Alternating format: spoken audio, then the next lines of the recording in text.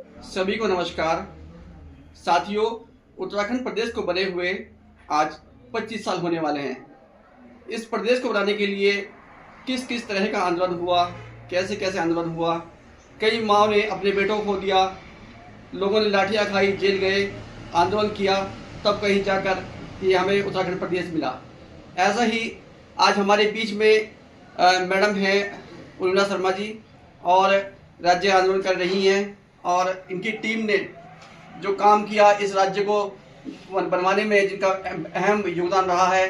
तो आइए आज मैडम से जानेंगे कि मैडम किस किस प्रकार से आंदोलन किया।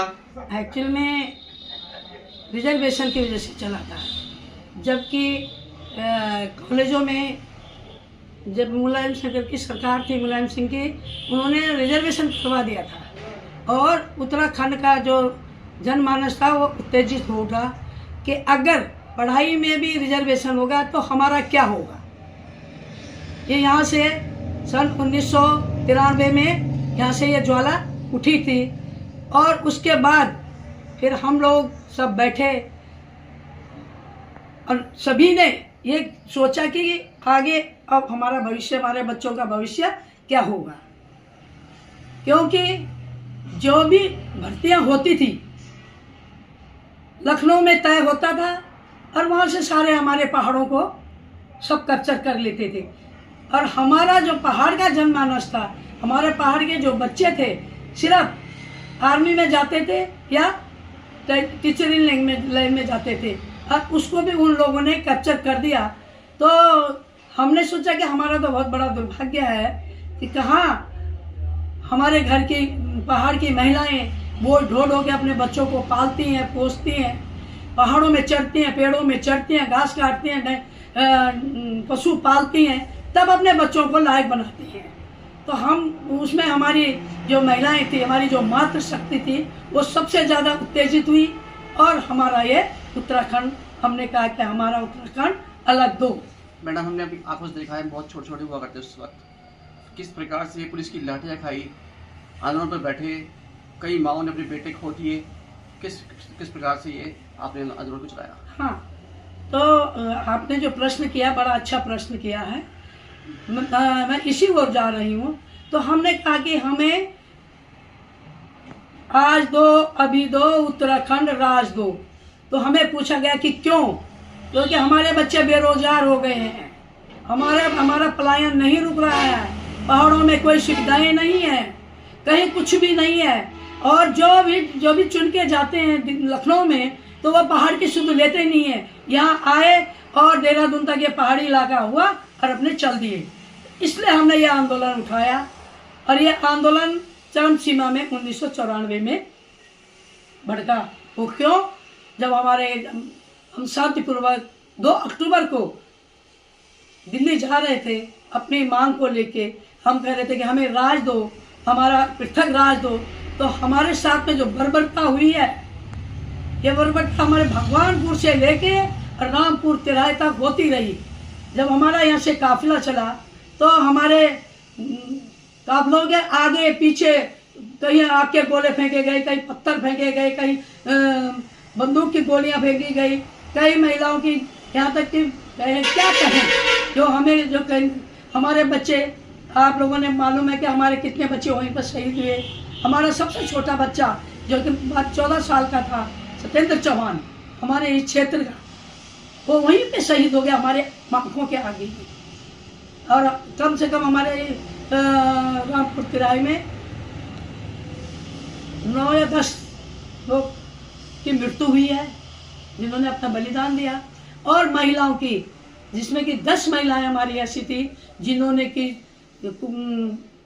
सुप्रीम कोर्ट जाके जिन्होंने बयान दिए, जिन्होंने हम लोगों ने आंखों देखा है, जिनकी जो हालत हुई है वो बयान नहीं की जाती। इसलिए हमें उसके बाद बहुत तेजी से ये आंदोलन उठा। हर जगह से हमने यही बोला कि उठो, चलो और आंदोलन करो। हमारी मातृशक्ति ने यही कसम खाई थी कि जब तक हमें उत्तराखंड नहीं मिलेगा हम अपना आंदोलन जारी रखेंगे, चाहे हमको अपना बलिदान देना पड़े। तो जितनों ने बलिदान दिया है, मसूरी कांड भी आपने देखा ही होगा, कटिबा कांड भी हुआ, 2 अक्टूबर का कांड हुआ। तो हम लोगों ने ये जो कुर्बानियाँ दी हैं, जो हमने देखा है, लाठी डंडे हमने खाए। दिल्ली में हम जेल में रहे, लखनऊ में हम जेल में रहे, और यहाँ 1 हफ्ते तक हम अपने देहरादून के जेल में रहे। हमने लाठी डंडे भी खाए, और हमने राजनीति चुनावनी का एक नारा दिया था, उसमें हम लोगों के साथ जो हुई है, कई लोग घायल हुए हैं, कई लोग घायल हुए। उनमें एक मैं भी हूँ, जिन्होंने कि उसको रोकना था, और मैं भी एक उसमें से मैं भी घायल हुई थी। तो हम लोगों का ये जो मातृशक्ति का एक आक्रोश था, उन्होंने कहा कि चाहे कुछ भी हो जाए, हम अपना राज्य लेके रहेंगे। मैडम, कल जो है स्थापना दिवस है 25वां राज्य का, तो किस प्रकार से आप इस कार्यक्रम को आयोजित कर रही हैं?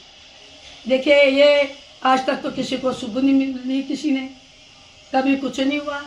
कई हर साल ये 25वां, वो खुद बोल रहे हैं कि 25वां है, उससे पहले मालूम नहीं हुए होंगे, पर पछुआदून में तो मेरे को लगता है कि एक बार हुए थे, एक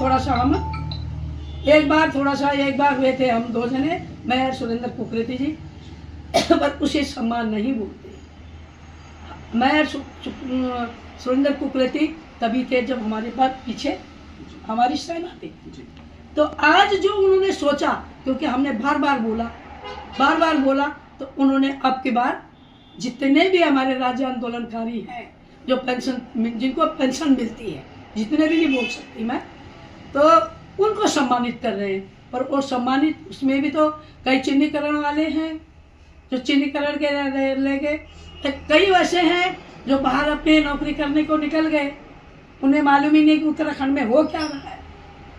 क्योंकि हमारा जो पहाड़ का जनमानस है, बच्चे हैं, तो वो बाहर ही निकलते हैं, फौज में चले जाते हैं, टीचर होते हैं।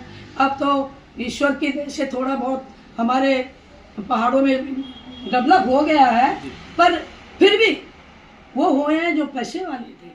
पर जिन लोग बच्चों के लिए हमने, जो प्राइमरी स्कूल में पढ़ते हैं, जो सरकारी स्कूल में पढ़ते हैं, हमने उन बच्चों के लिए भी तो ये मांगा था उत्तराखंड राज्य कि उनका भविष्य भी आगे बढ़ेगा।